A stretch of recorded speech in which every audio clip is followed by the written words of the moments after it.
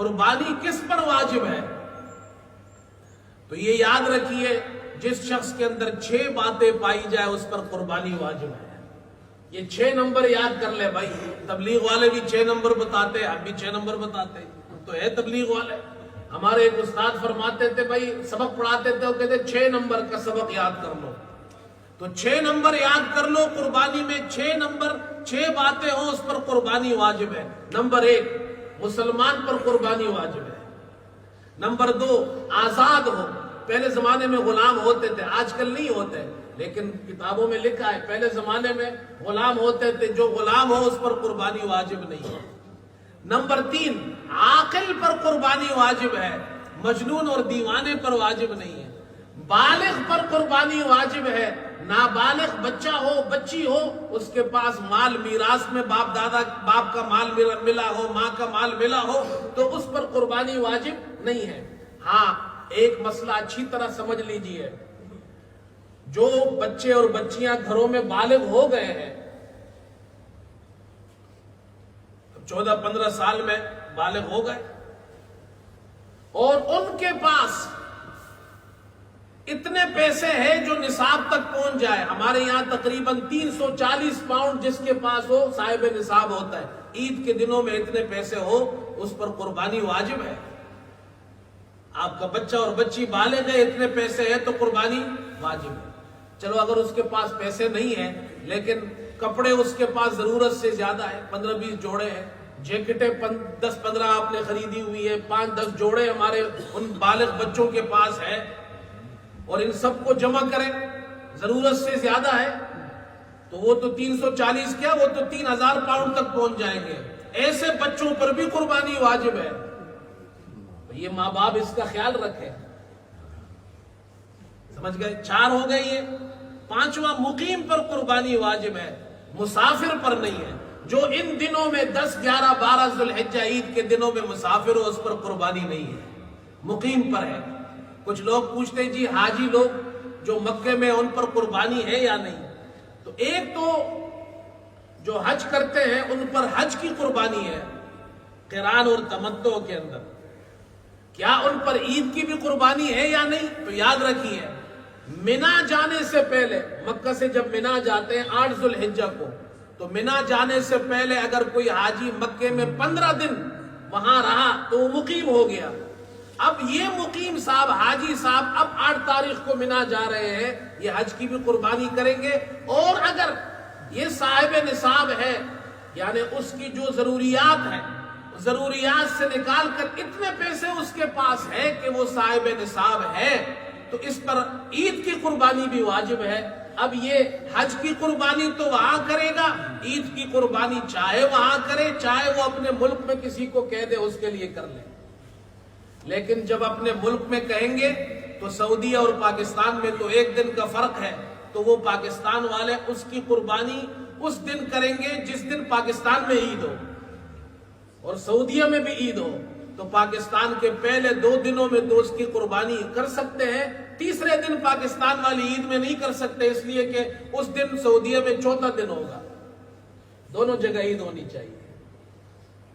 اور اگر وہ منا جانے سے پہلے مکہ میں 15 دن نہیں رہا ہے تو مسافر ہے، وہ حج کی قربانی کرے گا، اور اس پر جناب کیا ہے، عید کی قربانی نہیں ہے۔ چھٹی بات، آخری بات، صاحب نصاب ہو، اس پر قربانی واجب ہے۔ اب صاحب نصاب کیا ہے یہ ذرا اچھی طرح سمجھ لیں۔ ایک تو صاحب نصاب وہ ہے جو زکوٰۃ کے اندر نصاب ہے، لیکن زکوٰۃ اور قربانی کے نصاب میں فرق ہے۔ زکوٰۃ کا نصاب یہ 7.5 تولہ سونا، 52.5 تولہ چاندی، یا اتنے پیسے آپ کے پاس ہے کہ جو 52.5 تولہ چاندی تک پہنچ جائے، جو تقریباً ہمارے 340 پاؤنڈ بنتے ہیں، پاکستان میں تقریباً 87 ہزار روپے بنتے ہیں آج کل کے حساب سے، یا مال تجارت ہو جو 52.5 تولہ چاندی تک پہنچ جائے، تو اس کو صاحب نصاب کہتے ہیں۔ اس پر زکوٰۃ بھی واجب ہے، قربانی بھی واجب ہے، ٹھیک ہے۔ لیکن جس شخص کے پاس ان 4 چیزوں کے علاوہ گھر کے اندر ایسی چیزیں ہیں جو ضرورت کی چیزیں، کپڑے ہیں، جوتے ہیں، فرنیچر ہے، برتن ہے، گاڑی ہے، سائیکل ہے، موٹر سائیکل ہے، اب یہ ضرورت کی چیزیں ہیں، یہ جتنی بھی ویلیویبل ہو ان چیزوں پر زکوٰۃ واجب نہیں ہے۔ لیکن اگر یہ چیزیں ضرورت سے زیادہ ہے، کپڑے اس کے پاس 3 جوڑوں سے زیادہ ہے، ضرورت سے زیادہ ہے، 15-20 جوڑے رکھے ہوئے ہیں، جوتے اس کے پاس 10-15 جوڑے ہیں، اسکوٹر ایک ہے، دوسری اس ضرورت سے زیادہ ہے، گاڑی ایک ہے، دوسری ضرورت سے زیادہ ہے، اب ان چیزوں پہ زکوٰۃ واجب نہیں۔ لیکن ضرورت سے زیادہ چیزیں اگر وہ اتنی ویلیویبل ہے کہ چاندی کے نصاب تک پہنچ جائے 340 پاؤنڈ تک، اور ان دنوں میں اس کے پاس ہو تو اس پر قربانی واجب ہے۔ سمجھ میں آئے؟ اس لیے کہ ضرورت سے زیادہ اس کے پاس چیزیں ہیں تو اس پر قربانی واجب ہے۔ اس کے پاس پیسے ہیں 340 پاؤنڈ 87,000 روپے جو چاندی کا نصاب ہے تو قربانی واجب، اور اس کے پاس ضرورت سے زیادہ کپڑے، جوتے، گاڑی وغیرہ ہے اور وہ اتنی قیمت تک پہنچ جائے جو چاندی کا نصاب ہے تو بھی قربانی اس پر واجب۔ ایسے شخص کے بارے میں تو یہ ایک فرق ہے زکوٰۃ اور قربانی کا۔ دوسرا فرق، زکوٰۃ 1 سال بعد واجب ہوتا ہے صاحب نصاب پر،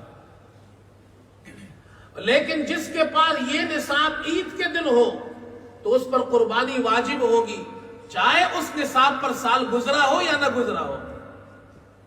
تیسرا فرق بھی سمجھ لیجئے، زکوٰۃ میں تو بکریاں بھی دیتے ہیں، جو بکریوں والے بکریاں دیتے ہیں، مثال کے طور پر جن کے پاس بکریاں ہیں تو 40 بکری میں 1 بکری دینی ہے، اس کا ایک پورا ایک نصاب ہے جو ہمیں بتایا گیا ہے۔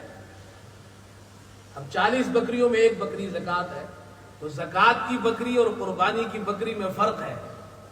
زکوٰۃ کی بکری پوری کی پوری کو آپ کو غریب کو دینی ہے، قربانی کی بکری غریب کو دینا ضروری نہیں ہے، ذبح کیجئے، 3 حصے بنائیے، ایک اپنے لیے، ایک رشتہ داروں کے لیے، غریبوں کے لیے، اور اگر کوئی اتنا کنجوس مکی چوس ہو کہ جناب نہ غریبوں کو دیتا ہے نہ دوستوں کو دیتا ہے، ساری خود کھا لیتا ہے، تو بھی قربانی ہو جائے گی اس کی۔